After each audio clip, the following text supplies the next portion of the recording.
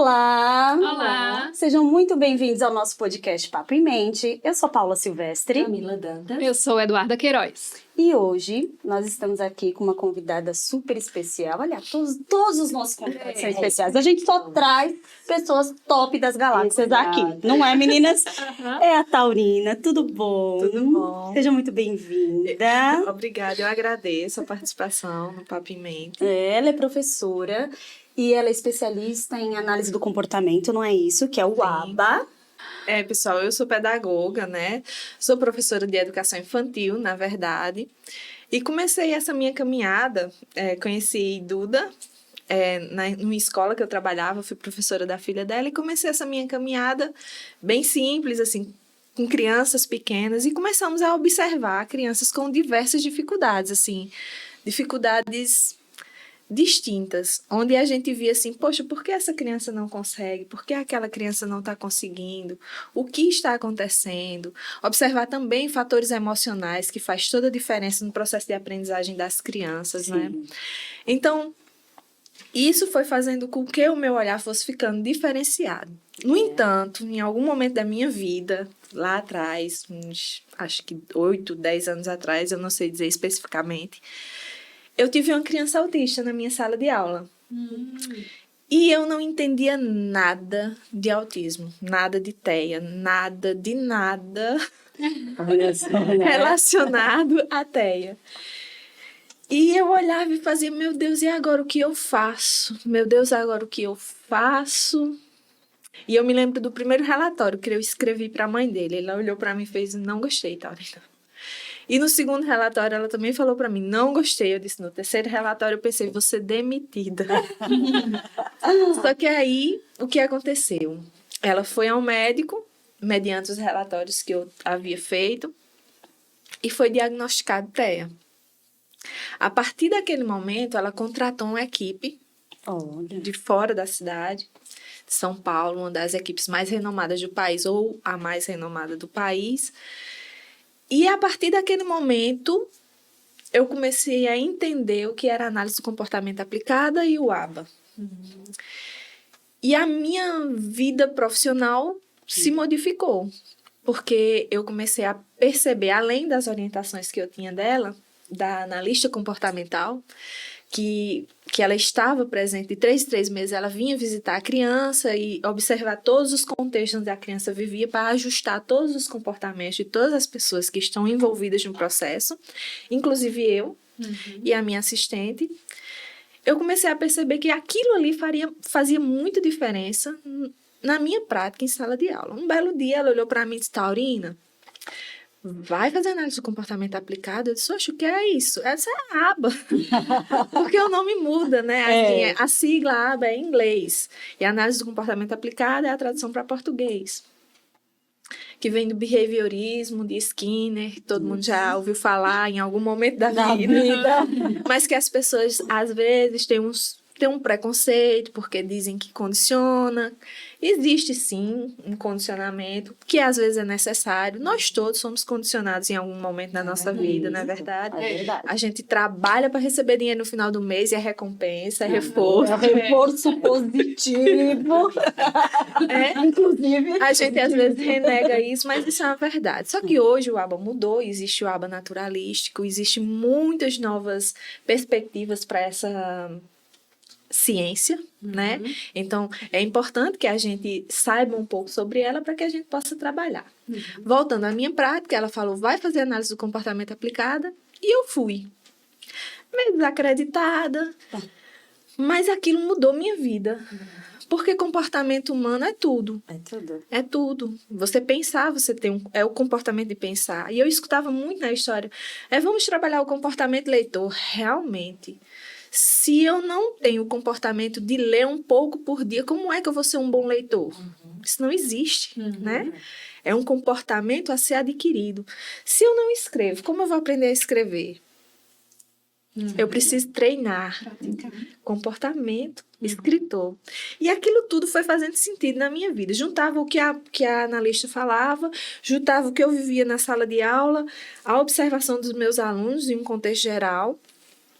E eu disse, cara, isso faz toda a diferença na vida de um professor. Porque você entender comportamento muda a forma como você olha o outro. Sim. Você entende que o outro, por exemplo, uma criança está fazendo uma birra sem motivo aparente e eu vou lá, ou eu reforço, que é aquela forma que a gente faz, menino, porque você está fazendo isso? Menino, não sei o que, não sei o que, menino, não sei o que, não sei o que. A gente se aquece, não é assim que a gente faz. No entanto, quando você entende que é apenas uma birra, que aquilo ali vai passar e você ignora, dentro do que é possível ignorar, e reforça quando ele tem um comportamento adequado, né? Você ensina a ele que você vai responder aos comportamentos adequados dele e não aos inadequados. O que é que a gente faz? A gente chama mais atenção quando tá com o comportamento Nada- errado, né? A gente tá ali reclamando, brigando. E quando Aí faz o que é que ele certo, ganhou? Ele ganhou o quê? A nossa atenção. Quando, na verdade, a gente tem que buscar o comportamento adequado e não inadequado, né? Então, isso foi fazendo muita diferença na minha vida de uma forma geral, sabe? Assim, com filhos, com marido, com casa, com amigos. A gente começa a perceber que o comportamento do outro interfere na gente, mas a gente pode também modificar o comportamento daquela pessoa. Então, isso faz toda a diferença nesse processo, né? Daí em diante, eu comecei a olhar as pessoas de uma forma diferente, as crianças de uma forma diferente, também respeitando a questão emocional, que eu acho que isso é importantíssimo. Um ser humano, ele não só é comportamento, ele não só é emocional, ele tem inúmeros fatores, assim, o ser humano é muito complexo, né? Assim, a gente não pode negligenciar uma parte do desenvolvimento humano até espiritual. A gente tem que levar em consideração tudo isso no ser humano. Então, a gente parte desse princípio e começa essa mudança, acredito eu, que uma grande revolução na educação, né? Partindo da premissa que o nosso curso, enquanto pedagogas ou licenciados de forma geral, a gente não tem acesso a esses conhecimentos, não é verdade? A gente fica muito focado na parte acadêmica mesmo, daquilo ali que a gente vai ensinar e não aprende como lidar com o ser humano. Isso. Exatamente isso. E um professor chega na sala de aula, o menino está dando trabalho, o que é que o professor faz? Fora de sala de aula. Na minha sala não, vai lá, vai pra direção. Fora de sala de aula, o menino era tudo que ele mais queria era não estar ali, porque ele estava pedindo, ele estava querendo sair da sala, fuga de demanda, conseguiu, oba, vou sair. Minha mãe vai me botar de castigo 2, 3 dias, ok, e eu vou continuar a minha vida, né? Quando, na verdade, o professor deveria, eu sei, pessoal, eu tô falando isso, mas eu sei que não é fácil. Eu sou professora e sei que não é fácil, sei que é difícil lidar com todo o contexto que existe, a coordenação, direção, pais, criança dando trabalho, dificuldade de aprendizagem, que é o que a gente vai falar aqui. E o meu estado emocional do dia, E né? o meu estado emocional do dia, a minha vida. Então, o que eu tô falando é olhar com calma e refletir sobre o posicionamento que você vai ter a partir daquele momento. E, claro, se capacitar para lidar com o ser humano. Porque é uma coisa muito, muito complexa e difícil. Não é verdade? E é importante não só na escola, mas na relação familiar, relação de sociedade. Então, serve para tudo, né? Vai para todo, ninguém é sozinho. se expande. E aí, além do TEA, você se especializou para lidar com todas essas dificuldades. Como que é isso? Na verdade, isso foi acontecendo na minha vida como TEA, né? As coisas vão acontecendo e você vai procurando estratégias para aprender a lidar com tudo aquilo que vai aprendendo. Sendo franca, em nenhum curso de pós-graduação ou de graduação, a gente vai sair de lá pronto, sabendo o que vai fazer. A gente vai aprender a partir do indivíduo, da particularidade daquele indivíduo. Por isso que quando uma criança ela tem alguma dificuldade de aprendizagem, é importante que a gente entenda que ele é um indivíduo único e que ele pensa de uma forma diferente. Eu posso dar um exemplo aqui. Às vezes eu estou fazendo uma leitura com uma criança que eu atendo. E ela está lendo, ela diz, tia, eu não consigo dizer essa palavra. Aí eu olho, eu faço...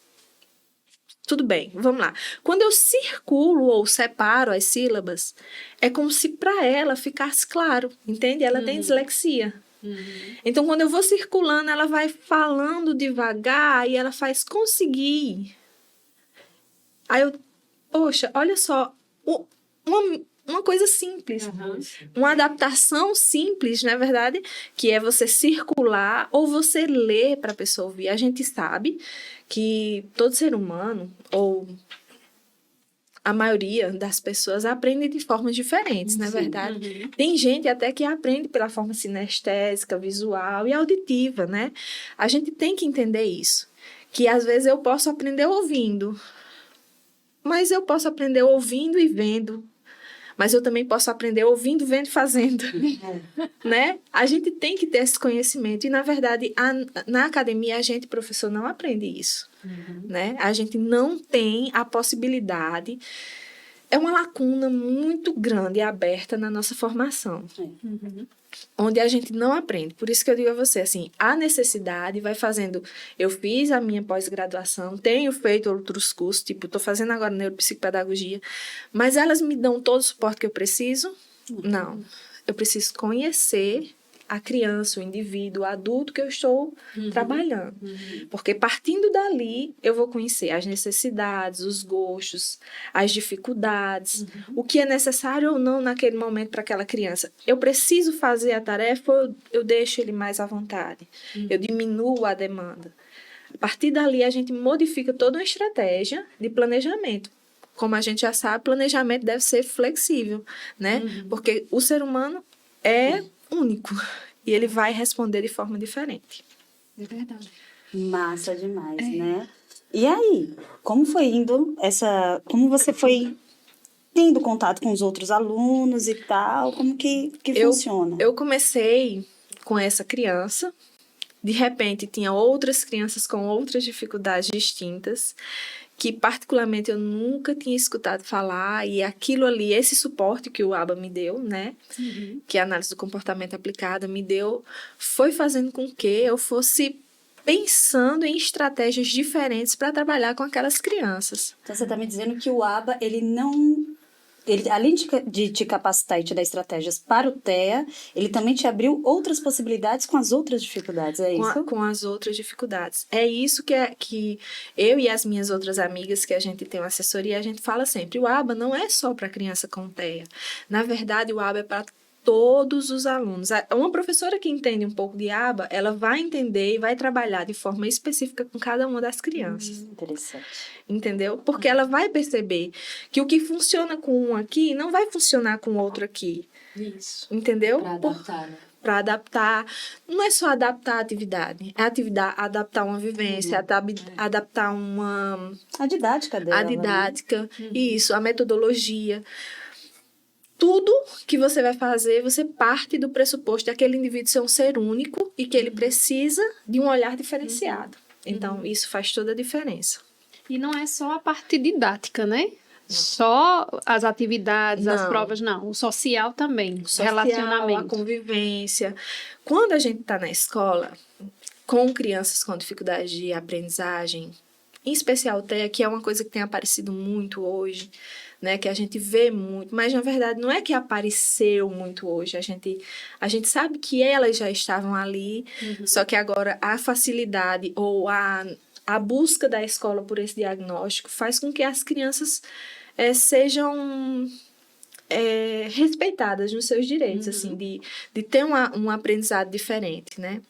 Por exemplo, quando eu pego uma criança que eu percebo que ela tem um TDAH, aí vocês vão dizer assim, mas você é professora de educação infantil, dá para perceber? Dá. Porque a atenção dela é mínima, a não ser nos assuntos de interesse que ela tem, né? Por exemplo, ela quer brincar, e muitas vezes, me vem agora na cabeça uma criança que eu tinha, que ele ficava o tempo inteiro brincando de Homem-Aranha, e eu ficava olhando. Eu olhava e dizia, poxa, ele não tá nem ouvindo o que eu tô falando. Aí eu me aproximava e ia lá, e aí, tu tá fazendo o quê? Aí ele começava a relatar o que ele tá fazendo. Que tal se a gente fizer isso? Que tal se a gente brincar disso? Ei, Homem-Aranha, vem cá, me ajuda a jogar esse joguinho aqui. E isso ia fazendo com que ele viesse. Mas o que foi que me ajudou muito? O que me ajuda muito? Quando eu chego para uma família e eu digo a ela que eu preciso de ajuda. Eu digo, gente, eu sozinha não vou conseguir. A escola sozinha não vai conseguir.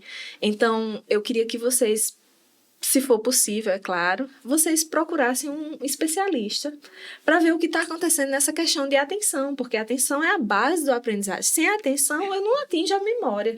E se eu não atingo a memória, como é que eu vou conseguir chegar aos outros níveis de aprendizagem, né? Isso.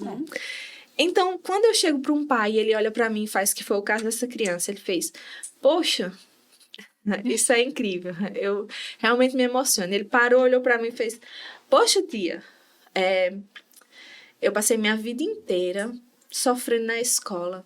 Levei de preguiçoso, levei de irresponsável, levei de burro, fui tido como indisciplinado. E por que a senhora me chamou agora? Eu disse, porque eu estou vendo que ele tem dificuldade em se manter concentrado.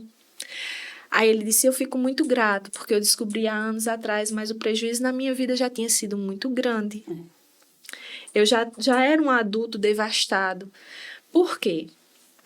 Quando nós, professores, do segmento de educação infantil e do segmento do Fundamental 1 e 2, a gente consegue perceber, ter esse olhar diferenciado para essas crianças, adolescentes, a gente faz a diferença na vida dessas pessoas. Por quê?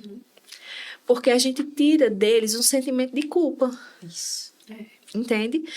Porque eu não consigo, porque eu estudei tanto, meu Deus, e aquilo ali eu não consegui aprender. Um sentimento de incapacidade. Também, né? De fracasso. De fracasso. E quando você tem esse olhar e você consegue atrair os pais para esse momento, você, na verdade, tem um ganho significativo na vida de um ser humano.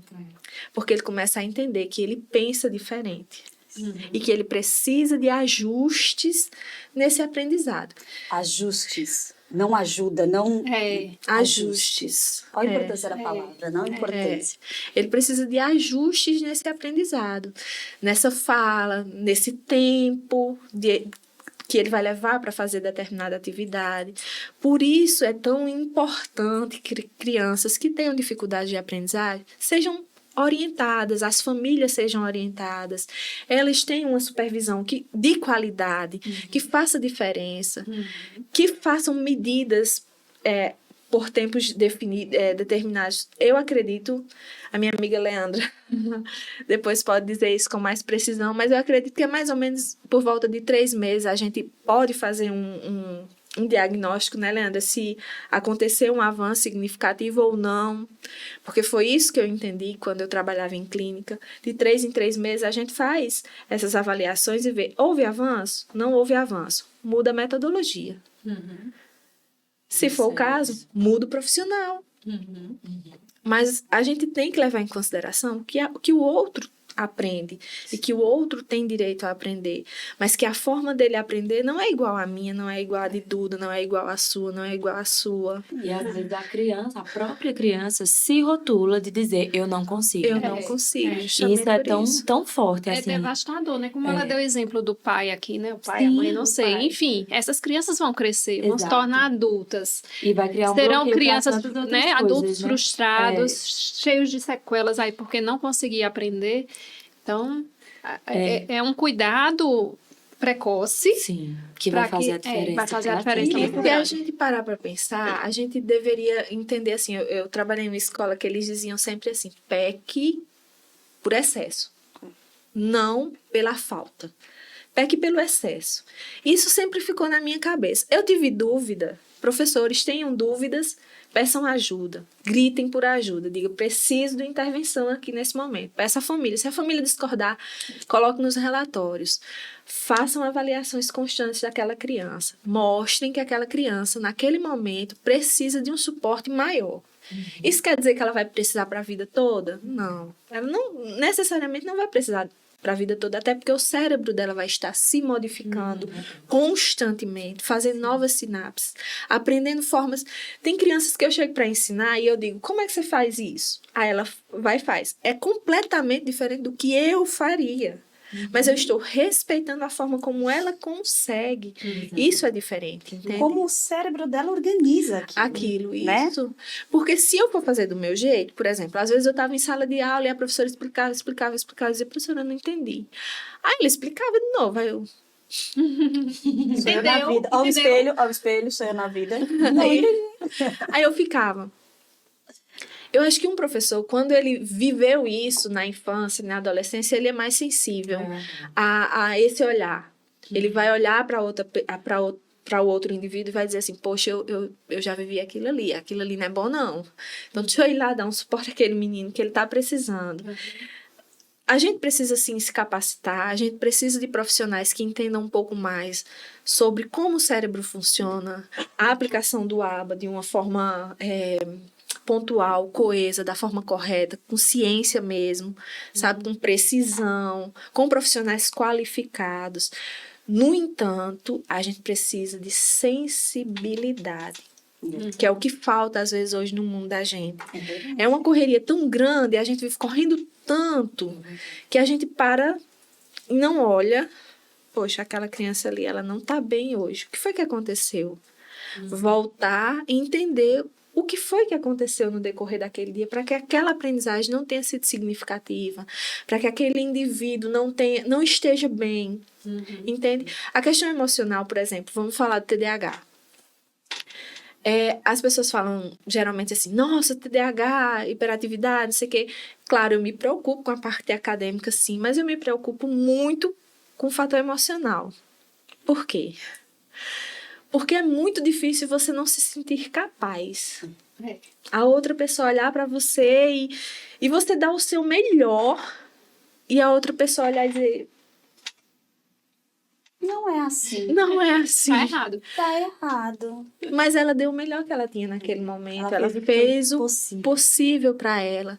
E eu ouvi o relato de uma professora universitária há algum tempo atrás, que provavelmente o aluno dela tem disgrafia, que é a letra ilegível, nunca conseguiu ajustar essa letra.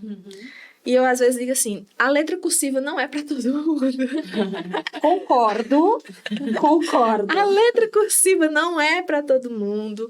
As pessoas têm que ter essa sensibilidade de entender que, às vezes, o meu cérebro ele não consegue fazer aquelas curvas que são necessárias para a letra cursiva.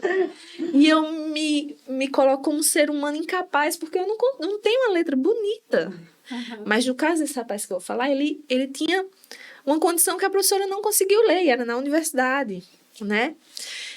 E ela chegou e falou para ele, fulano, venha cá, deixe eu ler aqui para mim. Lê aqui para mim, para eu poder saber o que você leu. Eu achei isso de uma sensibilidade incrível. Porque em outro momento alguém ia riscar e ia dizer, não entendi. E ele tirou 10. E ele deu o melhor que ele pôde, mas a letra dele era ruim. Ele sabia. Ele sabia. E em quantos outros momentos a gente ouviu relatos de nossos antepassados, avós, tios, ou outras pessoas que a gente conviveu que dizem, fulano, eu sou tão burro, nunca aprendi matemática. Não é assim? É assim. Quando, na verdade, ela tem uma descalculação. Quando, na verdade, se apresenta, né? É porque a gente faz psicologia, né? E assim, eu sou de humanas total. Eu 100%. Duda não pode dizer o mesmo. Duda não, né? A Do primeira lado de formação cá dela... é de extrema humana. Então, teve, né, cadeiras na universidade com cálculo, então que eu falei, Jesus de Nazaré, vem aqui porque não está dando. E essa, eu não acredito que você não está entendendo. Como assim? Mas é óbvio, mas não é. É lógica. É lógico, não tá vendo? Pra mim não é nada lógico. E é justamente o erro que Duda... Vamos usar a Duda. O erro que Duda cometeu... Eu não sou pedagoga. Deixa eu me defender, né? O erro que Chega batendo, Camila. O erro que Duda cometeu em alguns momentos é o que acontece, porque o que é óbvio para Duda não é para mim. E às vezes o que é óbvio para mim, ela vai olhar e vai dizer, como assim, Taurina? Eu não estou entendendo isso. O que você está vendo que eu não estou vendo? Então são pontos de vista também, né? A gente se colocar, ser empático. É importante a gente se colocar no lugar do outro, a gente tentar fazer um trabalho de excelência. Eu, enquanto profissional, acredito que tenho minhas lacunas, minhas dificuldades, vocês também têm, todos nós temos. Então, a gente respeitar a dificuldade do outro, né? Quando eu falava em matemática, eu dizia assim, a pessoa fala, poxa, eu sou burra, eu não consigo aprender matemática. E quando você vai para um reforço, você vai para uma supervisão, que você vai atender uma criança, não é. Ela só não consegue dar daquela forma que lhe foi apresentada. Por isso a importância da adaptação, às vezes, para uma criança. Entendeu? Por isso a adaptação numa leitura. Às vezes a criança, ela tá lendo assim, ela terminou de ler o texto, eu faço, e aí, meu amor, o que foi que você entendeu? Ela faz, nada. Nada, eu não entendi nada. Mas quando você lê para a criança ou para o adolescente, faz toda a diferença. Ele compreende bem o que você leu. Então, se é uma dificuldade, se eu não consigo, eu preciso de ajuda. E eu preciso de alguém sensível a isso. E é interessante isso que você está falando, porque o profissional, né, ele se capacita, dá todas as ciências, tal, e ele tá num lugar aqui, né, de poder, de hierarquia, que ele não quer baixar para falar assim, como que ele não entendeu minha aula? Como que ele não entendeu o que eu tô falando? É tão óbvio, eu estudei tanto, mas ter essa sensibilidade, opa, peraí. Deixa eu contar minha história com a matemática, porque eu não fui sempre boa em matemática, não. Agora me chamou a atenção quando você falou aí. Ficou afetada. Não, fiquei não. Mas para entender, para ver que tem lógica. Eu era péssima em tudo. Nunca fui boa em nada, né? Provavelmente muito criativa, com Sim, outras habilidades, né? Mas na oitava série eu fui para a final em geometria. E eu não entrava nada. Eu olhava, não entendia nada. Aí teve um amigo da sala que ele fez, não, eu vou ensinar tu e a Michelle. Aí fomos nós duas aprender, né? Ele foi lá ter aula. Quando ele deu a explicação, fez assim, ó. Foi a forma como ele explicou. A partir daí eu me apaixonei pela matemática. Olha só. Aí, a partir daí, eu passei a ser boa só em matemática. Mas eu era boa em matemática. Mas por quê? Porque eu compreendi. Foi alguma coisa, a forma como ele explicou ali, que abriu e eu entendi. Então, para você ver, como você está dizendo aí, né? É a forma como aprende. Então, nós somos capazes. Sim. Só precisamos ter a forma correta de cada um entender, né? Eu estava assistindo a aula na pós-graduação que eu estou fazendo agora e eu acho que vocês conhecem Livânia Beltrão, que é uma psicóloga, e ela estava falando sobre essas dificuldades estarem sendo tão apresentadas, assim. Aí uma colega falou assim, mas você já prestou atenção na BNCC? Ela trabalha em campos com habilidades. Não é verdade? Uhum. Aí cara, deixa eu escutar o que essa moça vai falar. Quando ela começou a falar, foi muito interessante. Ela dividiu em campos e habilidades a serem atingidas. As crianças não atingem aquelas habilidades, ligou o alerta. Não é verdade? É. Porque ele não conseguiu a competência. Então, isso favoreceu a quem? Ao professor também perceber de uma forma diferente aquela criança. Poxa, ele não conseguiu. Por que ele não conseguiu? Então, vamos voltar a investigar. Isso faz toda a diferença também. Quer dizer, a gente tem avançado, claro, eu sou consciente, vivo a educação a passos lentos. É verdade. Mas a gente tem avançado, não é verdade? É. Então, que a gente respeite o outro, que a gente perceba essas nuances da BNCC que favorecem esse aprendizado e essa construção de habilidades, ninguém aprende do dia para a noite. Não é, eu vou chegar aqui e vou dizer isso para fulano. Sim, vão ter crianças que eu vou, antes de dizer, ela vai dizer, tia, eu já sei. E vão ter crianças que vão olhar para mim e vão dizer, tia, eu não consegui. E naquele momento eu vou ter que ter a sensibilidade de voltar, sentar e perceber por que ela não conseguiu. Mas isso é uma construção só de um dia? Não. Isso é uma coisa que você vai fazer durante dias. E ela vai sinalizar, ela vai dizer a forma como ela aprende. E se você parar para pensar, você observar, na verdade, você vai ver que ela vai sinalizando exatamente o que ela está necessitando. E aí entra o comportamento. O comportamento sinaliza muitas coisas para a gente. E se a gente não entende comportamento, a gente chama um ser humano de preguiçoso. E ele diz, mas eu tenho tanta vontade de fazer, mas eu não consigo. A gente chama um ser Eu não gosto disso. E às vezes é uma defesa, né? É uma fuga de demanda, uma esquiva, fugir da sala de aula, sabe assim? São situações que se apresentam para um professor assim que são rotineiras. No entanto, para quem não conhece comportamento humano, vai entender como uma criança problema e, na verdade, ela está pedindo ajuda. Entende? É interessante isso, né? Tudo isso. E entender que a criança, ela não vai ser ruim, né? Ou ter dificuldade em tudo, né? Até porque a gente tem vários tipos de dificuldade, de déficit, né? Você pode falar um pouquinho que a gente fala, né? Dislexia, descalculia. Você pode falar mais ou menos o que é? Pontuar, né? O que é mais ou menos cada um desses, o que pode assim, vir. eu vou falar um pouco assim, a gente sabe, vocês também sabem, que o cérebro é dividido em 2 hemisférios, né? Isso. E que tem pessoas que têm o hemisfério, eu não vou lembrar, Direito, direito e esquerdo, e que eu acho que é o esquerdo que trabalha mais a parte lógica, mais essa parte que faz com que as pessoas compreendam as coisas de uma forma mais práticas. Eu acho que é o lado esquerdo. E o lado direito é o lado mais emocional, que na verdade as pessoas falam que as mulheres têm o lado direito do cérebro mais desenvolvido, né? E dizem não, a ciência afirma que quem está no transtorno do TEA, ele tem o lado esquerdo mais desenvolvido. Por isso, em algumas crianças apresentam altas habilidades em matemática, em inglês, em assuntos específicos nessa área, né? Então, é uma variação tão grande que fica difícil a gente elencar características. Porque, por exemplo, eu tenho uma criança com dislexia que ela troca a fala, tem a troca de letras, mas é boa em outros momentos, tipo na leitura e em outras situações. Então, eu acho que é interessante a gente fazer, como já foi dito até por Leandro em outro momento a vocês, essa investigação, essa observação pontual e individual, porque é um leque muito grande para ser aberto, assim. Eu acredito, a ciência avançou muito, mas ainda a gente sabe muito pouco sobre cérebro. Né? Então, a gente tem que fazer essa observação constante das questões cognitivas, comportamentais e emocionais, para a gente poder chegar a um resultado específico.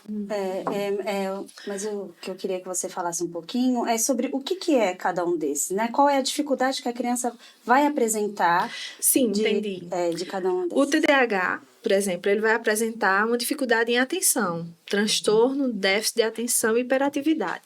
Ele tem 3 níveis, se eu não estou enganada, né? Ele aparece como a atenção, e a grande maioria é a atenção, assim, as crianças apresentam a dificuldade em se manter concentrado. Enquanto ele está aqui, ele está pensando em várias coisas. A cabecinha não para, né? Então, em análise do comportamento, a gente pode fazer ajustes nessa forma dele pensar. Agora, vamos nos focar nisso aqui, vamos prestar atenção nisso aqui, trabalhando com reforçadores, com estratégias, com atividades adaptadas também. Tem outras crianças que vão ser hiperativas, que é aquelas crianças que não param, né? Que as pessoas às vezes dizem assim, que uma criança que é mais impulsiva é hiperativa.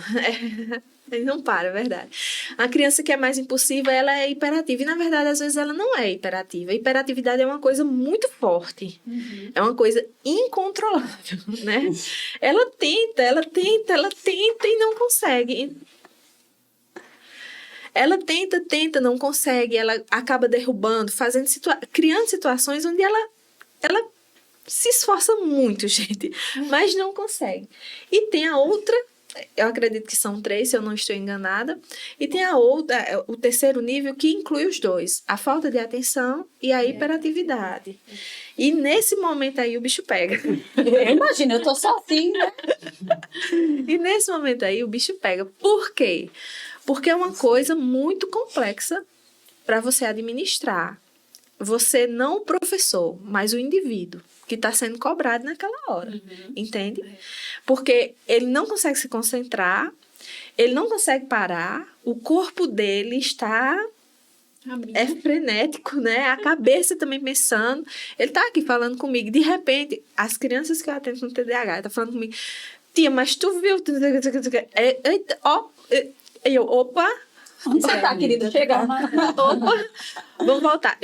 É tanto que eu faço combinados, cara. A gente vai falar sobre isso quando a gente terminar tal questão. A gente vai fazer isso quando a gente fizer tal coisa. Eu levo sempre joguinhos para as aulas. Por quê? Porque eu dou paradas esporádicas naquele momento e faço com que a criança brinque. Eu deixo um tempinho livre para que ela também brinque, para que ela também sinta prazer, né? Na dislexia, é uma questão de compreensão. Às vezes, troca de letras aparece, a leitura. Às vezes, uma coisa que eu não sabia, que eu descobri há pouco tempo atrás, é que pessoas com dislexia também falam frases trocadas. Por exemplo, Deixa eu pensar numa frase. Mestre Yoda. A pessoa chega e fala assim, o cachorro caiu. Aí ele faz, caiu o cachorro. Entendeu? Claro. A descalculia. A criança, você explica e a criança não compreende. Aí você vai para o concreto. Porque, geralmente, quem tem dificuldade com matemática, o concreto ajuda muito. Porque o abstrato, ele não consegue abstrair aquilo ali. Então, você vai lá e usa materiais concretos, usa situações que ele gosta, tipo carrinhos, brinquedos. Tem criança que gosta de dinossauro. Vamos contar dinossauro. Vamos montar uma estrada com tantas pedrinhas para o dinossauro fazer. Vamos construir uma caverna, vamos fazer não sei o quê. Mas tudo isso usando matemática, entende? Uhum. Ele vai aprender pelo hiperfoco dele, ou pelo que ele mais gosta. Não pela matemática em si, entende? A disgrafia. Eu acho bem complexo isso, porque é uma questão neurológica, assim, é uma questão interna. Eu não saberia responder especificamente, tinha que ser um neurologista, né? Eu não sei dizer exatamente o que acontece dentro do cérebro, mas ele tem uma grande dificuldade na escrita. E às vezes em localização, às vezes aparece como uma criança distraída que derruba tudo, entende? Que tem os movimentos descoordenados. Acontece em várias situações assim, e a letra é apenas a culminância de um problema neurológico. Aí tem também o DEPAC, eu acho, TDPAC, Transtorno de Desenvolvimento Auditivo Central, eu acho que é isso. Eu acho, não tenho certeza. Que eu descobri há pouco tempo isso também, que entra também nas questões de dislexia, TDAH. A criança não compreende da forma adequada. A gente pensa que é no ouvir, mas não, é no cérebro. E só um neurologista vai poder falar a respeito desses transtornos. Por isso que eu bato muito na tecla de que a pessoa chega e fala assim, o que eu devo fazer? Procure um neurologista, um neuropediatra. Não, mas eu queria saber, é melhor procurar. Você indica logo a fono, não, procura um neurologista. Por quê? Porque ele vai pedir exames específicos e esses exames específicos vão dizer exatamente por que aquela criança não está falando a palavra da forma adequada, ou não está escrevendo da forma adequada, ou não está pensando da forma que deve ser. Quer dizer, que adequada é muito... É uma palavra até equivocada, porque o que é adequado para mim, às vezes, não é para você, na verdade, em aprendizagem. Então, vamos corrigir as falas também. Né? Assim, porque às vezes a gente coloca todo mundo numa caixa, num padrãozinho, e aquele padrãozinho a gente tem que desconstruir. Não é mais do jeito como a gente aprendeu. E eu abro uma ressalva aqui, significativa, para as pessoas que hoje estão no ensino médio e no ensino fundamental. Na universidade. No ensino superior. Por quê? Porque essas pessoas, elas batalharam a vida inteira com transtornos de todos os níveis. Pessoas com TEA, sabe? Que foi uma coisa que a gente viu no congresso que a gente foi agora há pouco. Adultos se descobrindo com TEA, porque o filho tem TEA. Sim. Aí descobriu que o pai tem TEA, ou a mãe tem TEA, de forma leve, sutil. E o irmão também tem TEA. E por isso que o número aumentou tanto. Porque agora todo mundo tem. Tá aparecendo todo mundo tem. Não tá aparecendo. Eles já tinham. Só que eles tinham de uma forma leve. Não havia diagnóstico. Não havia diagnóstico. Eles tinham problemas apenas emocionais ou apresentavam apenas problemas de relacionamento, dificuldade de socialização, questões como... eu não gosto de um ambiente barulhento. E a gente... não entendia por quê. E essas pessoas hoje... E não tinha, né? Não tinha um caminho para você não chegar. Tinha um caminho. E eu chamo a atenção para as universidades, de uma forma geral. Porque atenção de verdade. Foca nela, viu, Estevão? De verdade, viu? Porque essas pessoas, gente, elas sofrem. Sabe? Elas sofrem muito Porque agora a gente tem esse suporte de pegar uma criança e começar a trabalhar com ela até o nível superior. Só que essas pessoas já estão lá, Já com- tiveram a formação todinha. com dificuldades gritantes, que angustiam, que deixam elas depressivas, tristes, Um ansiosas. sentimento de fracasso, de incapacidade. Isso, quando na verdade ele tem um problema que pode ser tratado, sabe? Que ele pode ter ajuda, e nesse momento eu acho que é interessante que as pessoas reavaliem a educação de uma forma geral, não só no ensino de base, sabe? Mas no ensino superior. Tanta gente precisando de ajuda, tanta gente que precisa de um olhar diferenciado, e a gente não tem. É verdade. Eu tava rindo, né? As meninas até sabem, tava brincando e a gente falou antes que recentemente, né? Fui fazer a prova semestre passado e eu descobri, né? Que eu tenho uma leve dislexia, porque eu sempre troco o F pelo V. E essas questões de verdade ou falso, verdadeiro ou falso, pra mim é um terror. E é mesmo, eu perdi 2 questões. E não é porque eu não sabia a questão. É porque quando eu olhei... Verdadeiro. Exatamente isso. E fazia assim, olha, na minha frente. E E eu é exatamente riscava. assim que faz. Aí eu tive que criar um mecanismo nele. O V é certo e o F é errado e tal. E minha professora falou, e ela foi sensível na universidade, fez, Paulinha, vamos fazer o seguinte, quando chegar nessas questões, me chama. E você fala, aponta pra mim qual que é certa e qual que é errada. E aí eu coloco. Tá bom? Tá bom. Então acabou. Terminei a prova e fui lá. Falei, ó, pra mim essa é a certa. Essa é, e essa é. Pronto. Consegui fazer a prova, acertei, modéstia à parte, estudei, né? Acertei e tal. E deu certo, mas nem todo mundo tem isso, né? Na outra prova, na outra questão, eu errei e perdi 2 questões. Porque a professora não teve essa sensibilidade, enfim, né? Olha só como é interessante isso. Né, mãe? E eu acho que vale a pena, assim, aplaudir mesmo essas pessoas que, Sim. como você, nesse caso, teve essa coragem de falar. É. E em outros casos, muito mais severos, chegaram até aqui, mesmo enfrentando todas essas questões emocionais e dificuldades de aprendizagem, chegaram até aqui, né? Eu ouvi uma vez uma pessoa, ela falou assim pra mim. Eu disse, não, mas eu queria adaptação pra fulano, eu queria que fulano tivesse direito à adaptação. Aí a pessoa falou pra mim, e a vida real? A vida real, ninguém vai adaptar nada pra ela, não. Aí eu falei, sim, é verdade. Por um momento eu me calei, porque geralmente eu sou aquela que reivindico, que vou lá e digo, não, eu não concordo, não pode ser assim, vamos ver outra forma. Quem me conhece sabe que eu sou assim, eu vou sempre questionar o porquê não. Mas Não aceita qualquer coisa, não. Eu não aceito qualquer coisa. E quando eu ouvi aquilo, eu disse, ela tem razão. A vida não vai adaptar para essa criança, mas ela tem direito. E se ela tem direito, eu acho que vale a pena a gente investir nisso.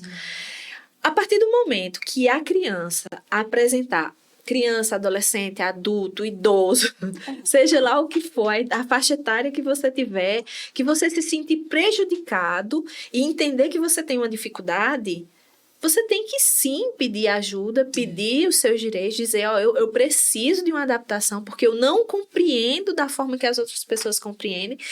E eu quero ser bem clara aqui, somos 6 nessa sala. Tenho certeza absoluta que somos imensamente diferentes e aprendemos de formas completamente diferentes. exatamente. Então, eu não posso, apesar de existir uma norma que padroniza tudo isso, eu não posso dizer a todos vocês que eu tenho que fazer exatamente o que ela faz.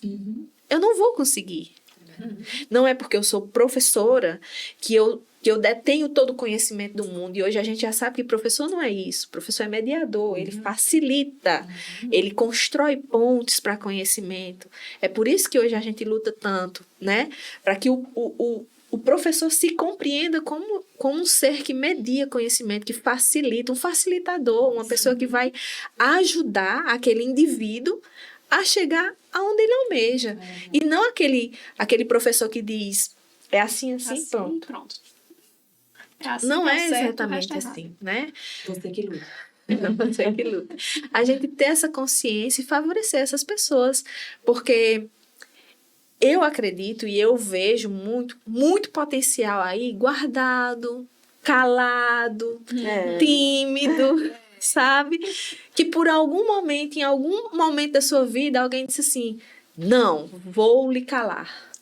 E aquela pessoa se fechou, entende? Quando, na verdade, ela tem condição de ser grande no que ela tem de melhor.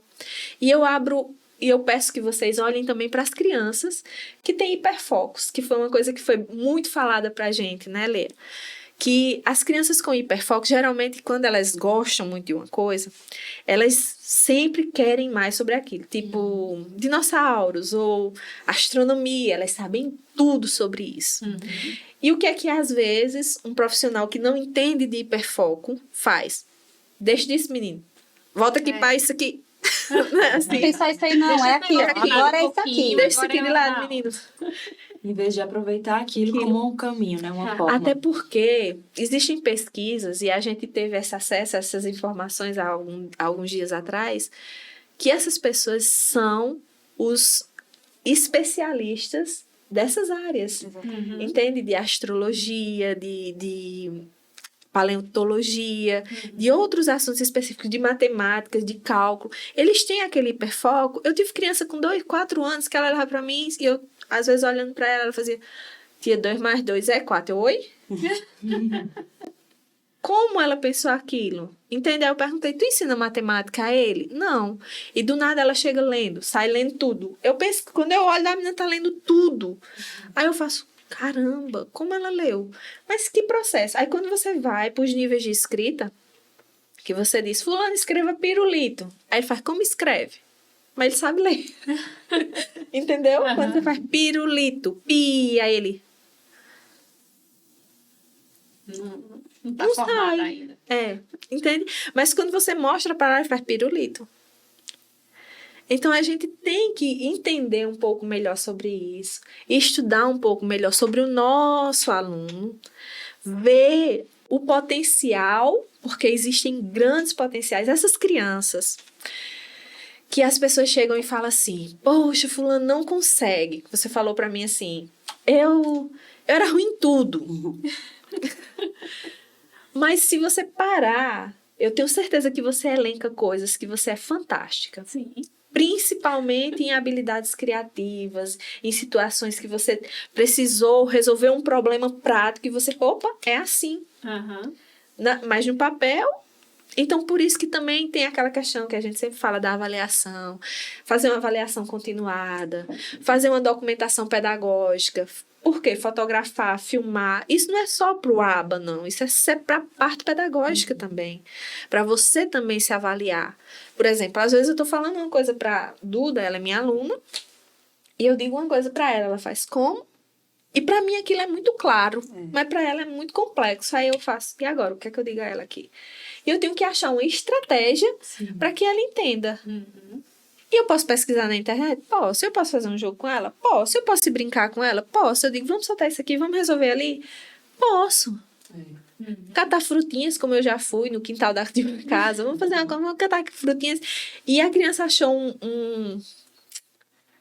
é como fala? Espinhos, um galho cheio de espinhos, e ele foi fazendo uma continha de matemática ali e resolveu tudo. Eu disse, cara, olha a forma como ele aprendeu. Então, isso tem que ser respeitado. Fora do padrão. A gente tem que respeitar isso, tem que respeitar isso em qualquer faixa etária. E, de verdade, eu peço que todos olhem com atenção, muita atenção para os adultos hoje, né? Até porque a gente vive uma situação de pessoas com muitas dificuldades emocionais, né? E assim, como é importante a gente ver, porque a gente se preocupa muito com a criança, aquela que está começando com os problemas de atenção, né, de aprendizagem, mas olhando agora para um adolescente que está no ensino médio, que está ali com ansiedade, com depressão, muitas vezes pode estar relacionada a essa dificuldade de aprendizagem, né? Isso. E que pode-se também trabalhar, né? Vocês hoje que fazem o ABA, né? Que tem um outro nomezinho aí que eu não decorei. Análise de comportamento. Isso. Também auxiliam esses adolescentes a isso, não é?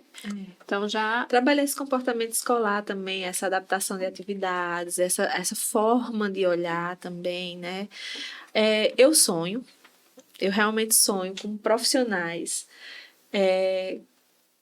formados e capacitados para lidar com essas pessoas, porque em alguns momentos, não foi sempre, mas em sala de aula, de 20 crianças que eu tinha, apenas 5 tinha um rendimento que é considerado padrão, tipo assim, normal. o esperado, gente. né? Entende? Quando eu dizia assim, 5 de 20 crianças, eu entrego a atividade e apenas 5 25% em ponto.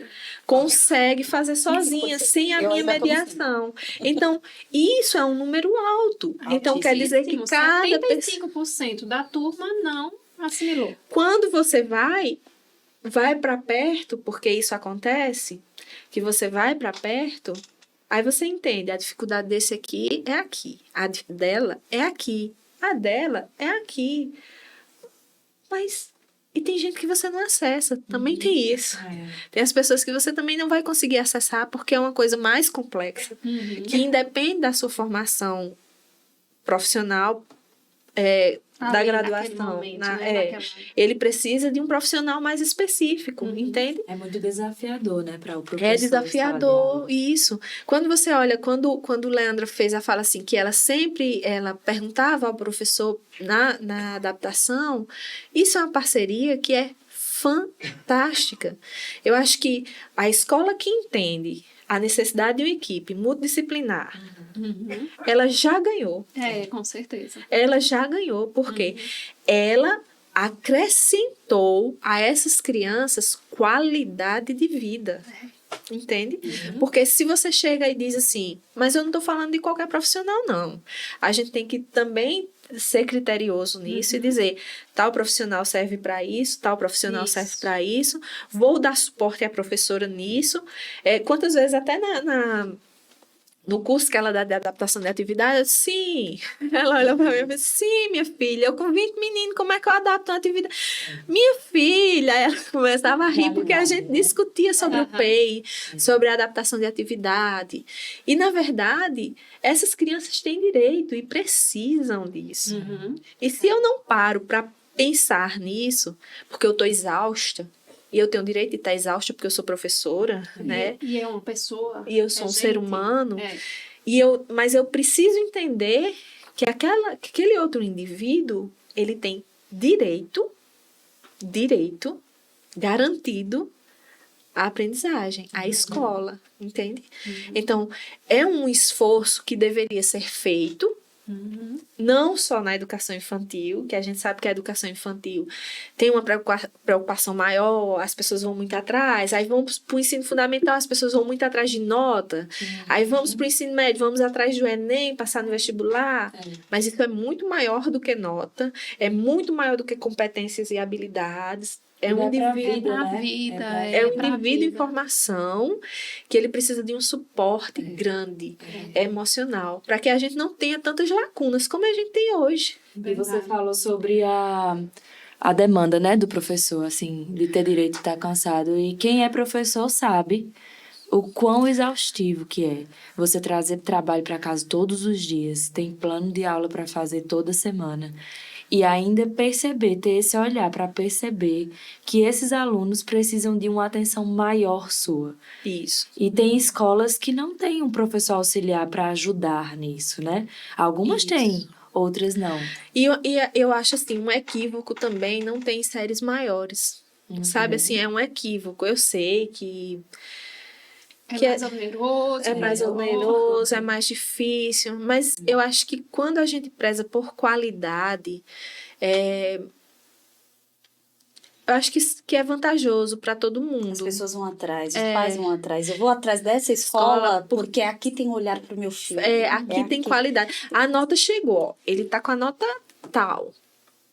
Mas a gente também tem que considerar que os pais que vão fazer isso são os pais que têm poder aquisitivo, Poder e os que não aquisitivo. têm. Aí a gente entra num outro assunto que não dá tempo hoje, mas é a valorização do professor, a valorização da carreira docente. Mas vai ter gente que né? não vai ter como. Isso. É. Então, E o isso é um público- problema, isso é um problema social. Acreditem, O eu público não disponibiliza disso. Eu dei em uma todas as capacitação redes. numa cidadezinha agora e os professores, eles tinham uma preocupação gigante com essas crianças.